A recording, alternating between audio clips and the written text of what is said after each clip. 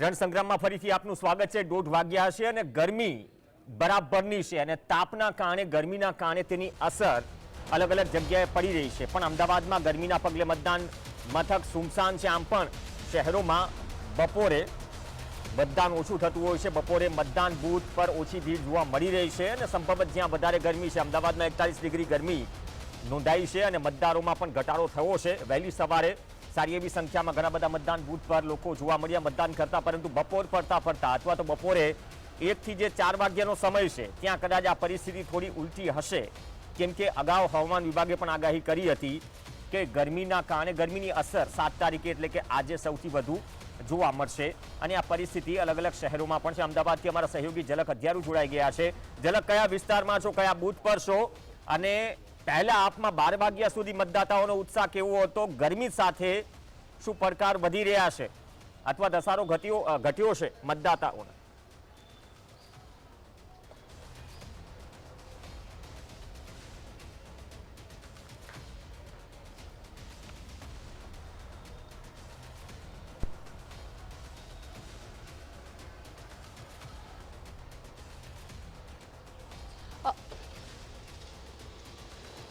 જે આજે ત્રીજા તબક્કાનું મતદાન યોજાઈ રહ્યું છે, ગુજરાતના લોકો છે પોતાના મતાધિકારનો પ્રયોગ કરી રહ્યા છે। વહેલી સવારે જ્યારે 7 વાગે મતદાન શરૂ થયું ત્યારે જે વિવિધ મતદાન મથકો છે ત્યાં ભારે ભીડ જોવા મળી રહી હતી। લોકો મતદાન કરવા માટે આવી રહ્યા હતા, ઉત્સાહનો માહોલ જોવા મળી રહ્યો હતો। પરંતુ જે ગરમી છે તે જે અકળાવનારી ગરમી છે તે ગરમી પડી રહી છે અને તેની જ અસર ક્યાંક ને ક્યાંક છે તે મતદાન મથકો ઉપર જોવા મળી રહી છે। તમે જોઈ શકો છો કે જે વાડજ છે તે અમદાવાદના જે વાડજ વિસ્તારમાં આવેલું છે મતદાન મથક છે, ત્યાં એકલ દોકલ લોકો જ મતદાન કરવા હાલ આવી રહ્યા છે। જે ભીડ સવારે જોવા મળતી હતી તે મળી નથી રહી।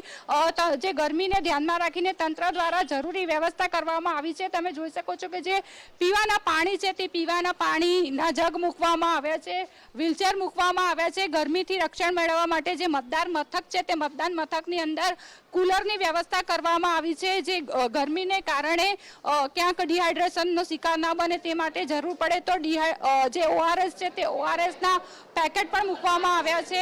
તમે જોઈ શકો છો કે જે મતદાન મથક છે તે મતદાન મથકની અંદર ઠંડક રહે તે માટે કુલર મૂકવામાં આવ્યા છે। ORSના જે પેકેટ છે તમે કેમેરામાં જોઈ શકો છો દ્રશ્યમાં કે જે ORSના પેકેટ પણ મૂકવામાં આવ્યા છે। આમ વિવિધ પ્રકારની જે તૈયારીઓ છે તે તંત્ર દ્વારા કરવામાં આવી છે કે જેથી જે બપોરે જે મતદાર આવે મત આપવા માટે જે મતદાર આવે તેને છે તે હાલાકી ના પડે, છતાં પણ ક્યાંક ને ક્યાંક જે શહેરમાં જે ગરમી પડી રહી છે 41-42 ડિગ્રીની ગરમી પડી રહી છે અને તેના કારણે લોકો વહેલી સવારે અથવા તો 4 વાગ્યા પછી છે તે મતદાન કરવાનું પસંદ કરતા હોય છે અને જેની અસર અત્યારે આ મતદાન મથક ઉપર જોવા મળી રહી છે।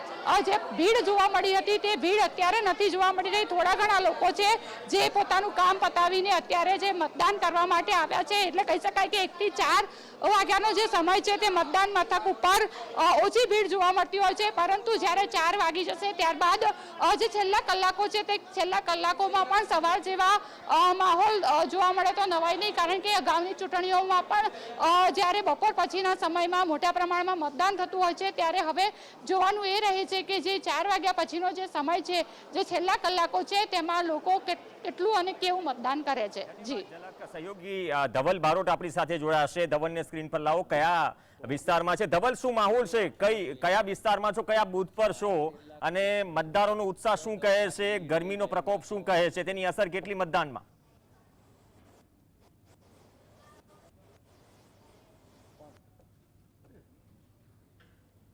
વાત કરવામાં આવે તો અત્યારે હાલ આપણે ઉપસ્થિત છીએ જગતપુર વિસ્તારની જે ગ્લોબલ સ્કૂલ આવેલી છે ત્યાં આગળ।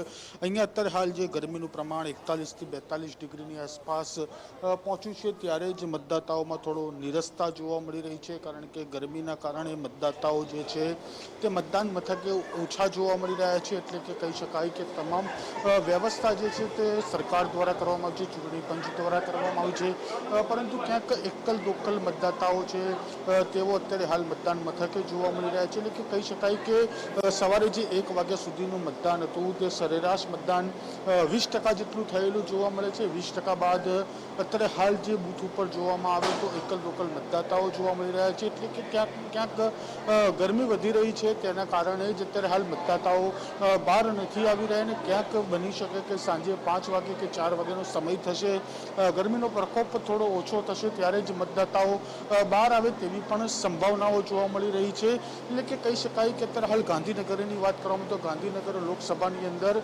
સરેરાશ જે પ્રમાણે મતદાન છે તે અત્યાર સુધીમાં વાત કરવામાં તો 20% જેટલું મતદાન ગાંધીનગર લોકસભામાં થઈ ચૂક્યું છે.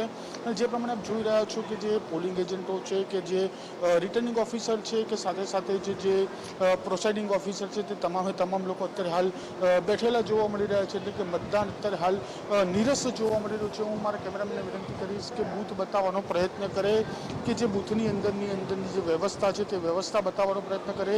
એટલે જે પ્રમાણે તમે જોઈ રહ્યા છો તે પ્રમાણે તમામ અત્યારે હાલ નિરસતા જોવા મળી રહી છે. એટલે અમદાવાદના આવા અનેક બૂથો ઉપર આવી નિરસતા પણ જોવા મળી રહી છે. એટલે ક્યાંક કહી શકાય કે જે મતદાન છે તે ધીમું ચાલી રહ્યું છે. એટલે ગરમીના કારણે 42 ડિગ્રી જેટલી ગરમી છે તેના કારણે મતદાન કરવા માટે લોકો અત્યારે હાલ પહોંચી શકતા નથી તેવી પણ સ્થિતિ જોવા મળી રહી છે. એટલે કે કહી શકાય જે પ્રમાણે મેં કહ્યું તે પ્રમાણે 4 વાગ્યાની આસપાસ ગરમી ઓછી થતાં જ 5 વાગ્યાની આસપાસ જે મતદાતાઓ છે તેઓ ફરી મતદાન માટે બહાર આવશે. જે બાકી રહેલા મતદાતાઓ છે તેવી પણ શક્યતાઓ જોવા મળી રહી છે.